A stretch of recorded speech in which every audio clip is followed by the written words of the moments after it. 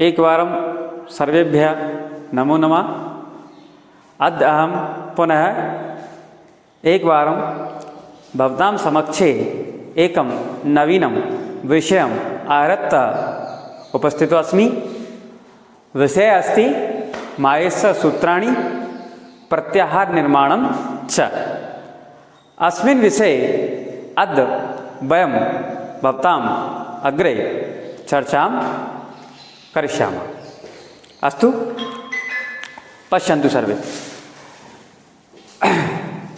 माहेश्वर सूत्राणि अर्थात माहेश्वर सूत्र। सबसे पहले हमें समझना चाहिए कि माहेश्वर सूत्र हैं क्या। अष्टाध्यायी के रचयिता आचार्य पाणिनि जी ने जो अपना व्याकरण ग्रंथ अष्टाध्यायी की रचना की है, उसमें सर्वप्रथम माहेश्वरी सूत्रों का वर्णन है। और हमारी जो व्याकरण है, संस्कृत व्याकरण है, उसका ये आधार है। तो सबसे पहले हम ये जान लें कि आखिर ये माहेश्वरी सूत्र कहाँ से और किस प्रकार से उत्पन्न हुए। इसके बारे में एक कथा प्रचलित है कि भगवान शिव ने जब तांडव नृत्य के दौरान अपने डमरू को बजाया था, तो उस डमरू में से जिन वर्णों की उत्पत्ति हुई उन्हें ही माहेश्वरी सूत्र कहा जाता है।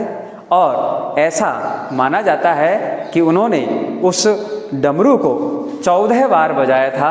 तो 14 बार बजाने के कारण प्रत्येक बार अलग अलग भिन्न भिन्न वर्णों की उसमें से उत्पत्ति हुई, अर्थात जो ध्वनि उत्पन्न हुई उस डमरू से, जो 14 बार में जो ध्वनि उत्पन्न हुई, तो वो जो ध्वनि थी वो इन वर्णों के रूप में थी। तो ये 14 बार बजाने का कारण 14 प्रकार की ध्वनि उत्पन्न हुई। इन्हीं को माहेश्वरी सूत्र कहा जाता है।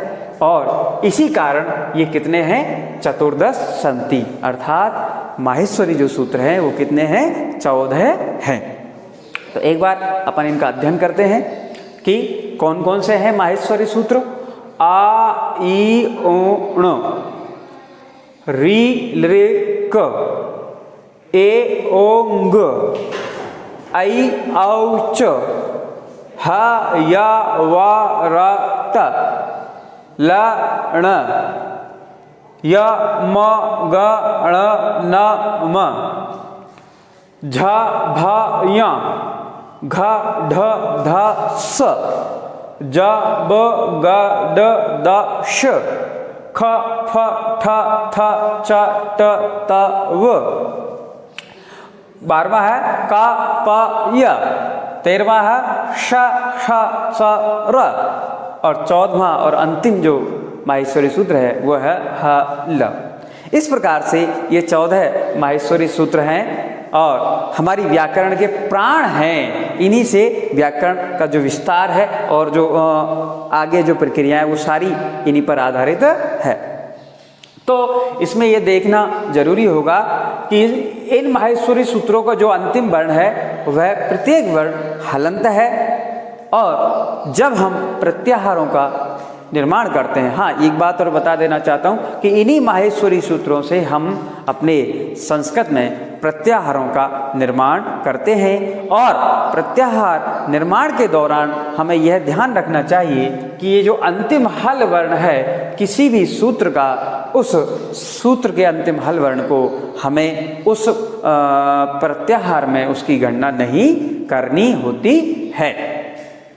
तो इस प्रकार से ये 14 माहेश्वरी सूत्र हैं। इनको याद करना हमारे लिए परम उपयोगी है, क्योंकि इसी से हम व्याकरण को आगे ले चलते हैं। इसके बाद आता है कि इन्हीं माहेश्वरी सूत्रों के माध्यम से हम प्रत्याहार का निर्माण करते हैं। तो प्रत्याहार का निर्माण करने के लिए क्या जरूरी है या किस प्रकार से हम उसका निर्माण करते हैं, तो इस बात को आइए जानते हैं।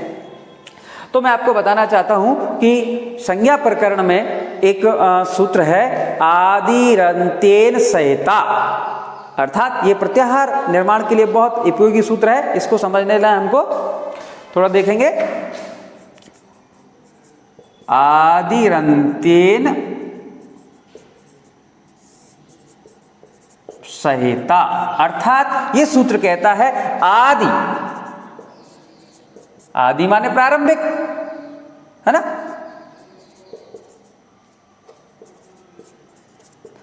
और अंत्येन, अंत्य का मतलब अंतिम, आदि और अंतिम वर्ण के बीच में आने वाले, मध्य में आने वाले सभी वर्णों की गणना उस प्रत्याहार के अंतर्गत की जाती है। यानी प्रत्याहार भी एक सूत्र होता है, और सूत्र का मतलब होता है, अपन जानते हैं, सूत्र का तात्पर्य होता है कि बहुत विस्तृत बात को संक्षिप्त में कह देना ही सूत्र कहलाता है। अर्थात उस सूत्र के माध्यम से हम विस्तृत बात को कह सकते हैं और विभिन्न नियमों का विस्तार कर सकते हैं। तो उसी प्रकार से यह भी एक सूत्र है, प्रत्याहार जो है वो भी एक सूत्र है। तो ये सूत्र, इस प्रत्याहार की, ये वाला जो सूत्र है आदि अंत्येन संहिता, ये वाला सूत्र इस प्रत्याहार निर्माण में सबसे ज्यादा सहायक है, और ये बतलाता है कि हमको प्रत्याहार का निर्माण कैसे करना होता है। जैसे इसने कहा आदि रंत्येन, आदि ही अर्थात प्रारंभिक और अंत्येन माने अंतिम, आदि और अंतिम वर्ण के मध्य में आने वाले सहायता, उनके साथ में आने वाले जो वर्ण हैं, उन सभी की गणना उस प्रत्याहार के अंतर्गत की जाती है। जैसे हम जानते हैं कि कई बार हम ये कहते हैं कि भाई संधि कौन कौन सी होती है, अच संधि, अच कहते हैं ना, और दूसरी कौन सी संधि होती है, हल संधि। अर्थात अच का मतलब हम जानते हैं स्वर संधि, और हल का अर्थ होता है व्यंजन संधि। तो कैसे होता है उसको समझे, ये भी प्रत्याहार हैं, ये दोनों क्या है, प्रत्याहार। प्रत्याहार के नाम से हमने संधि का नाम रख दिया, क्यों, कैसे, देखिए हमको अब इस प्रत्याहार का निर्माण करना है, ठीक है। तो अब ध्यान रखना है इस सूत्र के अनुसार कि अच प्रारंभिक और अंतिम वर्ण के मध्य में आने वाले जितने भी वर्ण हैं वो इस अच प्रत्याहार के अंतर्गत आ जाएंगे। पुनः समझ लें एक बार कि अच प्रत्याहार में कौन कौन से वर्ण आएंगे, इस माहेश्वरी सूत्र के अंतर्गत ये सब कुछ कौन कौन से वर्ण आएंगे कि आदि और अंत्य, आदि वर्ण है अ, अंत्य वर्ण है च, इन दोनों वर्णों के मध्य में आने वाले जितने भी वर्ण हैं उन सभी को अच प्रत्याहार कहा जाएगा या अच कहा जाएगा। तो देखिए एक बार अपन देख लेते हैं ऊपर। तो जहां ये वर्ण आ रहा हो प्रारंभ में, सबसे पहले वहां से हम शुरू करेंगे और इस वर्ण तक, जहां पर ये अंतिम वर्ण आ रहा है वहां तक उसको ले जाएंगे। यहां पर एक बात ध्यान देने योग्य है, पहले भी मैं कह चुका हूं कि जो अंतिम वर्ण हैं वो सारे हलंत हैं। माहेश्वरी सूत्र के अंतर्गत जितने भी अंतिम वर्ण हैं वो सभी हलंत हैं, उनकी गणना प्रत्याहारों के अंतर्गत नहीं की जाएगी। ये बात थोड़ा सा ध्यान रखना। तो देखें अच प्रत्याहार हम बनाने की कोशिश करते हैं। देखिएगा कौन कौन से वर्ण आ रहे हैं, आ, ई, ऊ, नहीं आएगा।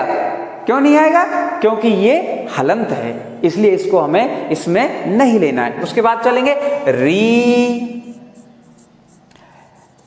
लिरी, कै भी हलंत है इसलिए ये भी नहीं आएगा। इसके बाद ए, ओ, गे भी नहीं आएगा क्यों हलंत है। उसके बाद चलते हैं आई और औ, छ। अब देखिए ऐसे प्रारंभ हुआ और छ पे आके समाप्त हो गया।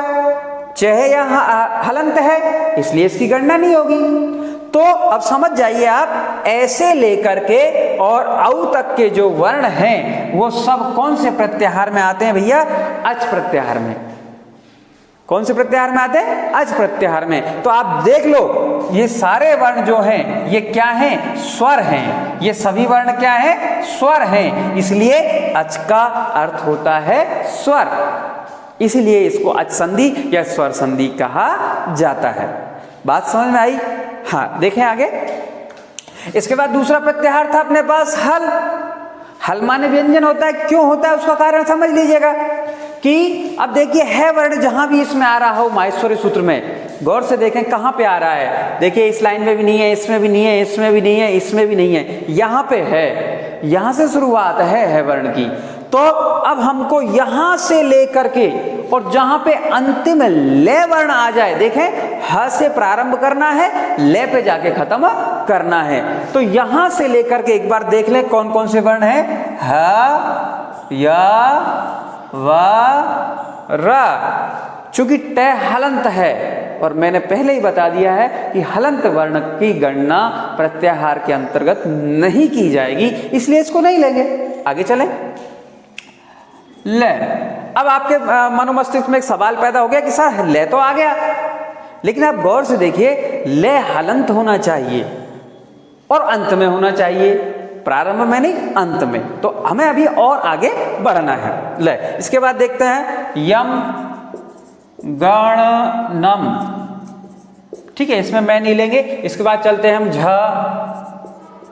भ, ये को नहीं लेना है, घ, ढ, ध, श को नहीं लेना है, ज, ब, ग, ड, द, श को भी नहीं लेना है। इधर ख, फ, छ, ठ, थ, च, ट, त, व को नहीं लेना है, क, प, या को नहीं लेना, श, श, से, और उसके बाद आता है आपका ह। अब देखिए ये आ गया आपका अंतिम ले वर्ण ल, हलन। चूंकि इसको नहीं लेना है तो हमारी यात्रा यहां से शुरू हुई, हल प्रत्याहार यहां से शुरू हुआ और यहां पे आकर खत्म हो गया। इट मींस ये सारे वर्ण इस हल प्रत्याहार के अंतर्गत आएंगे। और दूसरी बात जो है वो ये है, दूसरी बात जो महत्वपूर्ण है, अब आप देख लीजिएगा ये सारे जो वर्ण हैं वो व्यंजन हैं, सारे वर्ण क्या है, व्यंजन हैं। इसीलिए हल संधि जब अपन कहते हैं तो उसका मतलब ये होता है कि कौन सी संधि है, व्यंजन संधि। चूंकि हल प्रत्याहार में सारे जो व्यंजन हैं वो आ जाते हैं। तो इस प्रकार से आपने देखा अच और हल। अब हम कुछ उदाहरण और देख सकते हैं प्रत्याहार के कि किस प्रकार से यहाँ प्रत्याहार हम बना सकते हैं। अब देखिए जैसे अच और हल तो हमने बना लिए, कई बार हम संधि पढ़ते हैं एक यण संधि या कोई सी भी संधि ले लो, दीर्घ संधि पढ़ते हैं तो उसमें आता है अक प्रत्याहार। कौन सा प्रत्याहार आता है, अक प्रत्याहार। अब देखिए आप, मैं समझता हूं आप बना सकते हैं। तो हम कहां से प्रारंभ करेंगे, ऐसे, ऐसे शुरू कर दो। तो इसमें कौन कौन से वर्ण आएंगे, आ, ई, उ। कै पे रुकना है हमको ध्यान रखना, जहां पे कै हलंत आ जाए वह रुक जाना। अ, ई, उ, री, लिरी, का क्या आ गया। तो कहने का मतलब है अक प्रत्याहार में ये 5 वर्ण आते हैं, अ, ई, उ, री, लिरी। इनको ह्रस्व स्वर भी कहा जाता है। अक प्रत्याहार के वर्णों को ही ह्रस्व स्वर कहा जाता है। और देखते हैं एक आता है इक प्रत्याहार। अपन यण संधि पढ़ते हैं, उसमें पढ़ते हैं इको यण ची। तो इक, यण और अच तो हमने आपको समझा ही दिया। अब देखिए एक प्रत्याहार कैसे बनाएंगे। अब मेरे हिसाब से आपको समझ में आ रहा होगा। तो ई से शुरू करना है। तो देखिए ई कहां पर है, इसमें यहां पर ई, उ, ड़ नहीं लेना है, री, लिरी और कर। इस प्रकार ये 4 वर्ण ही एक प्रत्याहार के अंतर्गत आएंगे। तो कहने का तात्पर्य यह है कि प्रत्याहार का निर्माण करते समय सिर्फ एक ही बात करनी है, समझनी है या याद करनी है या आपने दिमाग में बैठानी है, क्या कि ये जो माहेश्वरी सूत्र हैं इनका स्मरण आवश्यक है, याद करना आवश्यक है। और याद करने के बाद जब हम कोई भी प्रत्याहार का निर्माण करें, कोई भी प्रत्याहार आ जाए तो उसमें सिर्फ इतना ध्यान रखना है कि जो प्रत्याहार आया है उसके प्रारंभिक वर्ण, जो पहला वर्ण है, वहां से इस माहेश्वरी सूत्र में गणना प्रारंभ करनी है और जो अंतिम वर्ण है वहां तक सभी वर्णों की गणना उसमें की जाएगी। और यहां ये बात ध्यान रखनी है कि जो अंतिम वर्ण होता है सूत्र का, माहेश्वरी सूत्र का, वह हलंत होता है, उसकी गणना उसमें नहीं की जाएगी। जैसे हम एक उदाहरण और देख लेते हैं। अभी मैंने आपको बताया यण संधि में एक सूत्र आता है इको यण ची, तो एक हमने आपको बता दिया, वो कहता है कि इक के स्थान पर यण प्रत्याहार का आदेश होता है यदि परे अच हो। तो देखें इक में तो ये होता है। अब यण प्रत्याहार देख लीजिए, यण प्रत्याहार कैसे बनता है। अब आपके मैं समझता हूं समझ में आ गया होगा। तो हम देखें यह वर्ण जहां भी आ रहा होगा वहां से अपन को वर्णों की गणना शुरू करनी है। तो देखें यह वर्ण कहां है, इस पंक्ति में नहीं है, इसमें भी नहीं है, यहां पे है। तो यहां से हम यण प्रत्याहार की गणना शुरू करेंगे प्रारंभिक वर्ण से लेकर ह, या, व, र, ते, चूंकि हलंत है इसको नहीं लेना है, आपको बताया। इसके बाद आगे आ जाइए ल। प्रत्याहार कौन सा हमारा, यण, उन्हें आ गया, ये भी अंतिम वो है हलंत है, इसलिए इसको भी नहीं लेना। तो हमारे यण प्रत्याहार में इस प्रकार से ये 4 वर्ण आ जाते हैं। तो इस तरीके से हम प्रत्याहारों का निर्माण कर सकते हैं। तो इस प्रकार से हमने आपको आज 2 चीजें बताई, एक तो माहेश्वरी सूत्र और प्रत्याहारों का निर्माण। तो आप समझ सकते हैं, एक जैसे एक प्रत्याहार और हम बना लेते हैं, जस प्रत्याहार कई बार आ जाता है। जस प्रत्याहार में वर्ण कौन कौन से होते हैं, तो देखिए सिंपल है, बहुत सिंपल है। तो देखिए यहाँ पे 10वें नंबर पे जैसे हमको शुरू करना है ज, व, ग, ड, द, और देखिए अंतिम श वर्ण, तो हमारा ये जस प्रत्याहार बन गया। तो मैं समझता हूं आपको आज ये 2 बातें, एक तो माहेश्वरी सूत्र और प्रत्याहारों का निर्माण आपको आज समझ में आया होगा। अगली बात जो वर्णमाला का विवरण है या वर्णों का जो विभाजन है, वो बातें हम अगले वीडियो में करेंगे।